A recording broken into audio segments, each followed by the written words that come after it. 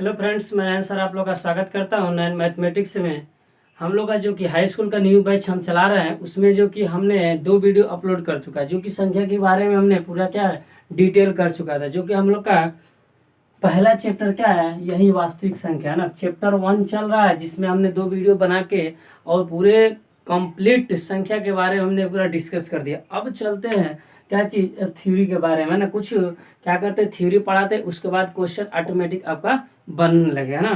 तो पहले थ्योरी को समझते हैं। पहला हमारी थ्योरी क्या है कि एक आती है यूक्लिड विभाजन प्रमेयिका के बारे में ना।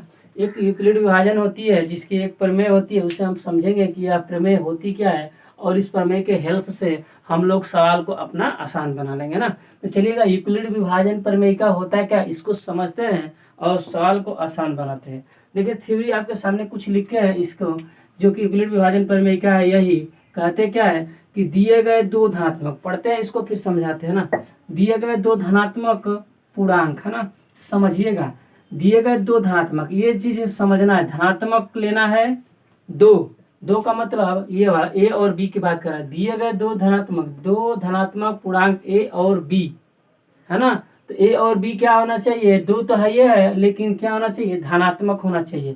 धनात्मक और क्या होना चाहिए, पूर्णांक है ना। धनात्मक पूर्णांक, आपको पूर्णांक हमने पढ़ा चुका है कि धनात्मक पूर्णांक क्या होता है, यहाँ से स्टार्ट होता है ना। यहाँ से 0 से स्टार्ट होता है, 1 2 3 4 5 6 7 है ना। ऐसे ही संख्याएं जो होती है संख्या रेखा पर, बताए थे ना कि संख्या रेखा पर दर्शाया जाता है किधर, 0 के है ना राइट साइड में जो भी संख्या दिखती है उसे हम क्या बोलते हैं, धनात्मक पूर्णांक। तो वही बोल रहा है, क्या चीज बोल रहा है कि धनात्मक पूर्णांक लेना है ना। धनात्मक पूर्णांक होने चाहिए, ये अर्थात इसका मतलब कि ए और बी का मान कहाँ से होना चाहिए, धनात्मक पूर्णांक होना चाहिए है ना। धनात्मक पूर्णांक मतलब ये सभी संख्याएं होनी चाहिए है ना।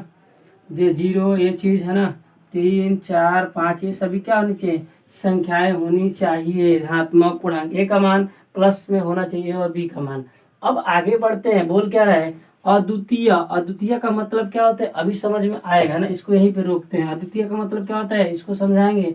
लेकिन देखिए यहाँ पे क्या दिया है कि पूर्ण संख्या है ना, कह रहा है कि ए बी के लिए ऐसी अद्वितीय पूर्ण संख्याएं क्यू और आर विद्यमान है ना।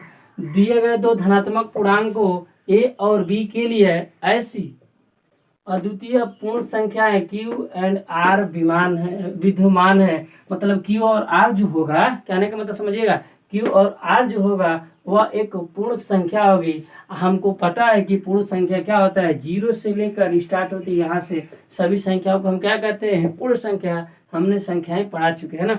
जो लोग नहीं पढ़े होंगे संख्या के बारे में, क्या करना, एक बार पीछे से वीडियो को देख लीजिएगा, संख्या क्या होता है ना। तो क्यू और आर का मान क्या होना चाहिए, क्यू और आर का मान यह एक पूर्ण संख्या होना चाहिए, यहाँ से स्टार्ट होना चाहिए, 0 से आपको स्टार्ट होना चाहिए। अब आगे बढ़ते हैं, यहाँ से चीजें होती क्या है, थोड़े थोड़े चीजों को चलते हैं। ये चीजें पढ़े होंगे सब लोग है ना, भाजक और भाज्य के बारे में। जैसे कि यहाँ पे होता है क्या, हमारा एक होता है भाजक है ना। यहाँ पे क्या होता है, आप कहेंगे सर ये तो हम जानते हैं कि चलो इसी का तो काम है। यहाँ पे क्या होता है, आप कहेंगे भागफल है ना। यहाँ पे क्या होता है, कहेंगे कि भागफल, ये क्या होता है, भागफल होता है। यहाँ पे निकल के आता है, ये क्या होता है, शेषफल। ये हो गया है ना। यहाँ पे ए हम देंगे, यहाँ पे बी देंगे, यहाँ पे क्यू और यहाँ पे सॉरी यहाँ पे क्या है, क्यू, यहाँ पे आर होना चाहिए है ना। यहाँ पे ए दिया, भाज्य के स्थान पे क्या होना चाहिए, ए का मान होगा, यहाँ पे बी और यहाँ पे क्यू, यहाँ पे आर। तो वही एक यूक्लिड विभाजन प्रमेय का एक फार्मूला आपको निकाल के देता है कि ए बराबर क्या होता है, बी क्यू प्लस का आर। यही एक फार्मूला निकाल के देता है और कहता है कि इसी के आधार पे आप पूरा चीजें निकाल के रख लेंगे है ना। ये चीज देखिए, ये सूत्र निकल के आता है, ए बराबर बी क्यू प्लस आर। यही हमारी क्या आती है, यूक्लिड विभाजन थ्योरम का कुछ निष्कर्ष होता है। इसी के हेल्प से हम सब चीजें निकालेंगे। ये देखिए, भाज्य है, ए का मान भाज्य है, और भाजक इंटू भागफल को गुणा करके और इसमें शेषफल जोड़ देते हैं तो हमारा भाज्य निकल के आ जाता है। अब रह गई बात, थोड़ा सा चीजों को समझेंगे है ना। यहाँ से हम चीजों को थोड़ा समझेंगे कि होता क्या है क्या नहीं होता, इसको थोड़ा सा एक चीज लेके चलेंगे ना। आगे बढ़ते हैं। अब यहाँ पे ध्यान से समझिएगा कुछ चीजें, जैसे कि हमने 4 से भाग दिया, ध्यान से समझिएगा। 4 से हमने किस में भाग दिया, 21 में, है ना। 4 से 21 में भाग दिए तो 4 5 20, है ना। 20 से कैंसिल हुआ, बचा कितना, ये चीज़। तो हमारा ये हो जाएगा, हमारा यह बी हो जाएगा, यह हमारा क्या आर क्यू हो जाएगा, और यह क्या हो जाएगा, आर हो जाएगा। ये चीज़ें समझ के आए, है ना। इसका मतलब हम इसको ऐसे लिख सकते हैं कि 21 इक्वल टू 4 × 5 प्लस का 1। ये हमारा 21 को इस तरह आप अब लिख सकते हैं, किसके आधार पे, इस तरह लिख सकते हैं। इसी के फॉर्मेट में सब क्वेश्चन हम लोग बनाएंगे ना। यदि आपके सामने कुछ एग्जाम्पल और रखे हैं, ध्यान से समझिएगा, जैसे, है ना, ध्यान से समझना, है ना, ध्यान से समझिएगा। जैसे कि इस चीज़ को हम नोट कर यहाँ पे लिख देते हैं, क्या था, a बराबर बी क्यू प्लस का आर। ये चीज़ें लिखना जरूरी है ना आपको, है। ये चीज़ें लिख दिए। अब आगे बढ़ते हैं, थोड़ा सा एग्जाम्पल और पकड़ते हैं, देखिएगा, समझिएगा। यहाँ पे 3 में भाग देते हैं हम, किससे, आपको देंगे 13 में, है ना। 13 में दे, चाहे 18 में दे, 18 में देते हैं तो कितनी बार गया, 6 3 18, है ना। ये तो कैंसिल हो गया, 0। पहली बार शेषफल क्या आया था, R1 आया था, और दूसरी बार शेषफल क्या आएगा, 0। ध्यान से समझना है चीज़ों को। आगे बढ़ते हैं ना। यदि हमें 5 से भाग देना पड़े 3 में, अब ऐसे ऐसे कैसे हो जाएगा, है ना, हो जाएगा, 0 बार जाएगा। 5 से 0 बार, यहाँ पे 0 हो गया, बचा कितना, कहेंगे सर जी यहाँ पे बचेगा हमारा 3 बचेगा ना। 5 से हमने भाग दिया 3 में, 0 बार मान लीजिए लेके गए, 0 बार गए तो 0 बार गए तो क्या हो जाएगा, यहाँ पे 0 आएगा, यहाँ पे 3 में से 0 जाएगा, 3 आ जाएगा। अब कहेंगे सर इसका मतलब क्यू का मान, ये क्यू है, क्यू का मान 0 भी होगा, हम कहें बिल्कुल होगा, बिल्कुल होगा। क्यों होगा, क्योंकि क्यू और आर का मान क्या है, क्यू और आर का मान एक पूर्णांक संख्या है, जो कि पूर्णांक 0 से स्टार्ट होता है, ध्यान में रखना है ये चीज़। और आर का मान 0 कब होता है, जब संख्याएं क्या होती है, या भाज्य संख्या जो होती है वह पूरी कट जाती है, तो आर का मान 0 आ जाता है। ये चीज़ समझे होंगे, है ना। आगे बढ़ते हैं, ध्यान से समझिएगा। ये चीज़ें तो यहाँ से क्लियर कट हो गया, है ना, हमने इस चीज़ को समझा दिया। एक पॉइंट ये रह गया, है ना, एक पॉइंट अद्वितीय की बात समझे, एक पूरी बातें समझा रहे हैं। अद्वितीय की बात समझे तो अद्वितीय का मतलब क्या होता है, कहने का मतलब है कि एक बार जो आर निकल गया, एक बार जो क्यू निकलेगा, एक बार जो आर, जैसे कि यहाँ पे हमने किया था, पहला क्या लिया था 21 वाला, है ना। इसको मिटाते हैं, ध्यान से समझना। क्यू का मान समझ में आ गया, 0 होगा, 0 हो सकता है। जैसे हमने लिया था 21 वाला, ये 4 से भाग दिया था तो कितनी बार गया, 5 बार गया था, 20 और 1। अद्वितीय का मतलब समझा रहे हैं ना।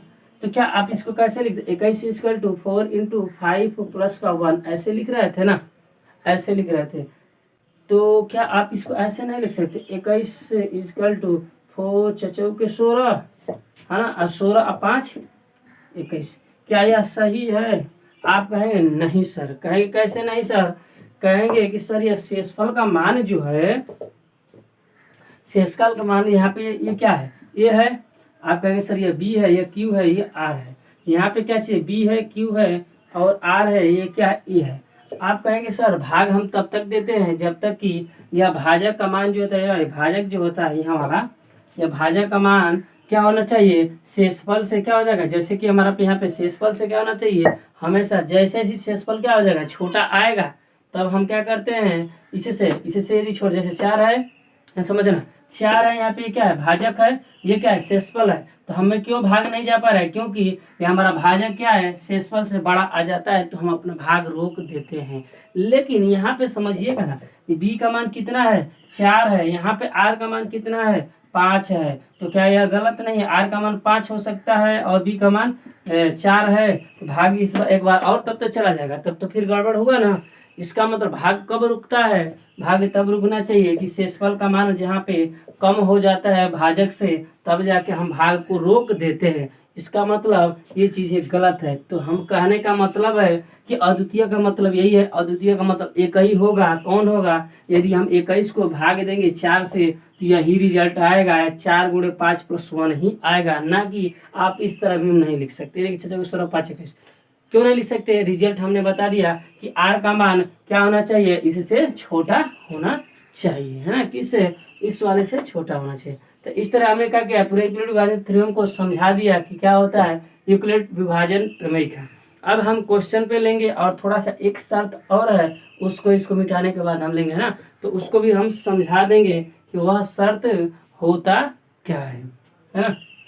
चलिएगा, एक शर्त जो है उसको हम समझाते हैं, जो कि बोले कि शर्त थोड़ा सा मिटा के बताते हैं क्या होता है। ऐसे बताया था ना कि ए बराबर बी क्यू प्लस का आर, ये तो हमारा इक्लूड विभाजन थ्योरम का निकल गया। ए क्या है, बी क्या है, आर क्या है, सब चीजें हमने बता दिया। और इसमें ये आर क्या होना चाहिए, आर और क्यू क्या हो रहा था, हमारा पूर्ण संख्या था, और ए और बी क्या था, हमारा पूर्णांक था। ये चीजें हमने डिस्कस कर दिया क्या होता है, और द्वितीय क्या होता है, धनात्मक क्या, सब डिस्कस किया। अब एक शर्त और है जिसको हम समझेंगे कि जीरो, ये वाला शर्त, ये बेहतरीन शर्त है। आप कहेंगे इसका मतलब क्या है, हम कहेंगे चलो भी आराम कीजिए, समझाते हैं इसको, आराम कीजिए, है ना। कैसे आराम करना है, बहुत आसान की चीज़ है, थोड़ी सी समझेंगे दिमाग से। कह रहा है ना कि आर का मान जो है ना, ये बराबर का सिंबल होता है, तो कह रहा है कि आर का मान जो है जीरो भी हो सकता है, जीरो दिखाया भी है ना। जैसे कि 18 लिए थे तो कट के जीरो आया था, जीरो हो गया। आर का मान जीरो भी होता है, आर का मान जीरो होगा, और क्या होगा, आर का मान जीरो से, इधर के मुंह खुला है ना, तो इसको समझ लेना, आर का मान जीरो से क्या होगा, बड़ा होगा। हम कहेंगे कि आर का मान जीरो भी होगा और जीरो से बड़ा भी होगा, लेकिन आर का मान बी से छोटा होगा, है ना। देखिए यह इधर की ओर ओपन किया है मुंह, इसका मतलब बी का मान आर से बड़ा है। तो इस तरह उल्टा भी कह सकते हैं कि आर का मान बी से छोटा है। तो याद रखना है, आगे की क्वेश्चन में बड़ी काम की चीजें आएगी, इसका रोल होगा, इसी के सहायता से आगे क्वेश्चन बनेगा बहुत बेहतरीन तरीका से। तो याद रखना है, आर का मान जीरो से, जीरो भी होगा जीरो से बड़ा, लेकिन बी से आर का मान छोटा होगा। ये क्लियर हो गया। अब आते हैं हम यूक्लिड विभाजन क्वेश्चन आते हैं, जो कि आपके बुक में है, प्रश्नावली 1.1 में एक क्वेश्चन है, जिसको समझते हैं क्या होता है। क्वेश्चन आता है किस तरीके का, उसको समझते हैं। दिया है पहला क्वेश्चन कि, है ना, कहता है कि कुछ नंबर्स दे देगा, कहेगा यूक्लिड विभाजन प्रमेय की सहायता से उनका HCF निकालिए, है ना, उनका HCF निकालिए, इसके बारे में। तो क्वेश्चन को हम लेते हैं। देखिए पहला क्वेश्चन है, कह रहा है कि 135, आपके पास तो बुक होगा, 135 एवं क्या है 225, 135 है 225 का HCF निकालिए, किसके सहायता से, यूक्लिड विभाजन प्रमेयिका से। हाँ, यूक्लिड विभाजन प्रमेयिका की सहायता से क्या निकालना है, 135 और 225 का, है ना, कि पहले जमाना जो पहले होता है ऐसे निकाला, वो तरीके से नहीं निकाला। अब हाई स्कूल की बात है, तो 135 और 225 का क्या निकालना है, HCF यूक्लिड विभाजन प्रमेयिका की सहायता से। अब कहेंगे सर ये कैसे होगा, हम कहेंगे देखो सब चीजें सबको पता है कैसे करना है, देखना ध्यान से। आप क्या कीजिएगा, 135 को यहाँ लिखिएगा, 225 को यहाँ पुट आउट कर देगा। आप कहेंगे सर एक मिनट, थोड़ा सा इधर कर लेते हैं ना, ऐसे 135 और कितना है 225, ऐसे कर लेंगे। कहेंगे सर ऐसे क्योंकि हमने कहा देखो जो छोटा नंबर है उसको यहाँ पे रखेंगे, उसको भाजक बना देंगे, और जो बड़ा नंबर है उसे हम क्या बना देंगे, भाज्य बना देंगे। आप कहेंगे चलिए ठीक है सर। इसके बाद क्या करना है, चेक करना है, भाग देना है। जैसे भाग की प्रक्रिया होती है उसी तरह हमें भाग देते जाना है। तो यह कितनी बार जाएगा, आप कहेंगे सर जी यह हमारा एक बार जाएगा, है ना। जब एक बार लेके जाएंगे तो 135 हुआ, 135 हुआ, है ना, 135 हुआ तो कितना बचेगा, तो कहेंगे सर 90 बचेगा ना, 90 बच गया। जब 90 बच गया तो समझना यह शेषफल क्या होगा 90। तो ऐसे भाग का सिंबल लगा देना, इस वाले पोर्शन को यहाँ पे उतार देना है सिंपल रूप से, है ना, सिंपल रूप से ऐसे। यहाँ पे बचा ये शेषफल 90, तो इसको ऐसे कर देना है, यहाँ पे इसको उतार देना है ना। ये अब भाजक, ये वाला भाजक है, अब यहाँ पे आके भाज्य बन जाएगा। आप कहेंगे सर क्या करें, हम कहेंगे एक बार और भाग जाएगा ना, तो क्या निकल के आएगा 90। आप कहेंगे सर अब फिर घटाएंगे तो कितना आएगा, हम कहेंगे 45। आप कहेंगे बिल्कुल सही, 45 आएगा ना, 45 आएगा। जब 45 आ गया तो फिर क्या करना, वही स्टेप, शेषफल बचा 45, तो फिर इस वाले पोर्शन को यहाँ पे लिख देना है। तो कहेंगे सर जी ये तो सही है, लिख दिए। लिखने का 45 गुना के 90, है ना, 45 गुना के क्या होता है 90, तो यहाँ 90 हो गया, और यह कट गया, है ना, ये क्या हो गया हमारा, कट गया। तो आप कहेंगे सर जब कट गया तो अब क्या करें, हम कहेंगे सब हो गया, यही करना था। इसी तरह करके उसके बाद क्या करना था, आपको एक एक स्टेप ध्यान से समझना है। ये हमारा क्या है, ए है, बी है, और यह क्या है, क्यू है, ये क्या है, आर है, बस और कुछ नहीं है। ये समझ गए तो काम खत्म हो गया, है ना। स्टेप नंबर 1 जैसे लिखेंगे, स्टेप 1 ऐसे लिख कर, ध्यान से समझना, स्टेप 1 ऐसे लिख कर जो ये सूत्र है इसी पर बस रखते जाना है कहानी को, और कुछ नहीं है। 225 कहेंगे सर चलते चलिए, 225 हो गया, ये यहाँ पे लिख दिए, देखो ये लिख दिए, b इंटू क्यू, तो 135 इंटू 1 प्लस का r 90, r की जगह पे कितना है 90, फार्मूला बस रख दिए, जो जो मिला है वह रख दिए। अब दूसरा स्टेप में क्या करेंगे, वही चीजें यहाँ पे ऐसे कोष्टक बना के लिखेंगे r equal to not zero,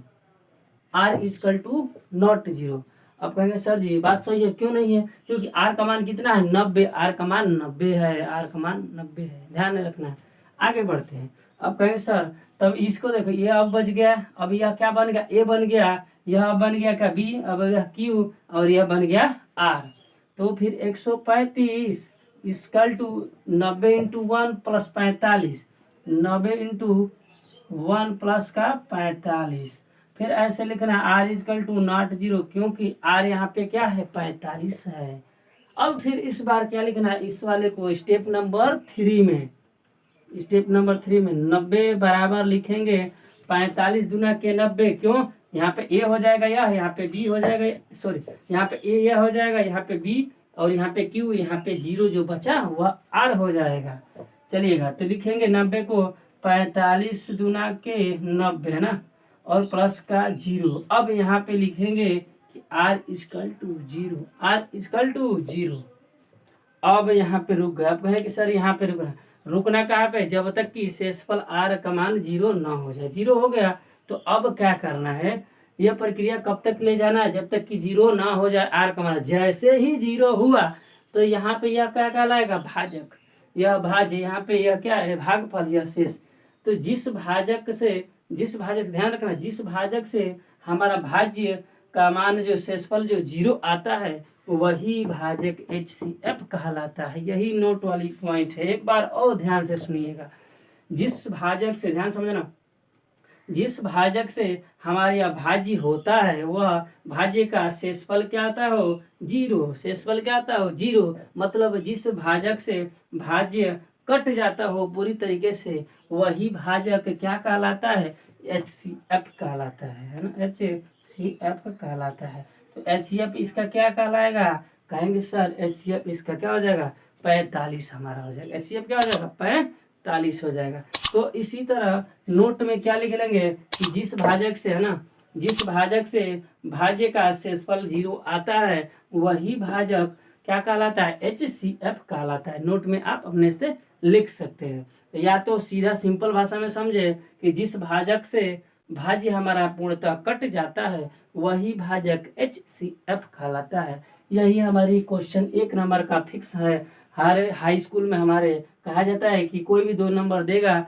कहा जाता है कि उन 2 नंबरों में से बताइए उनका, उस 2 नंबरों का HCF किसके हिसाब से निकालना, यूक्लिड विभाजन प्रमेयिका के हिसाब से निकालना है। 2-3 क्वेश्चन होगा, बुक का एक्सरसाइज का होगा, एग्जाम्पल होगा, उसको आप लगा लीजिएगा इसी पैटर्न पे, और अगला कॉन्सेप्ट लेके आएंगे और उसका हम क्वेश्चन करा देंगे, है ना। तो थैंक यू आज के लिए। लेकिन एक बात याद रखना है कि जो भी नए हैं बच्चे क्या करना, वीडियो को लाइक कीजिए, शेयर कीजिए और चैनल को सब्सक्राइब कीजिए, जो कि हम वीडियो बनाए तो सबसे पहले आपके पास पहुंचे, है ना। वीडियो को खूब शेयर कीजिए, और जिस भी क्लास का पढ़ना है आप कमेंट कीजिए, जो भी सब्जेक्ट आपको पढ़ना है ना। वीडियो को लाइक करना ना भूलें, है ना, शेयर करना ना भूलें। थैंक यू, आज के लिए इतना ही।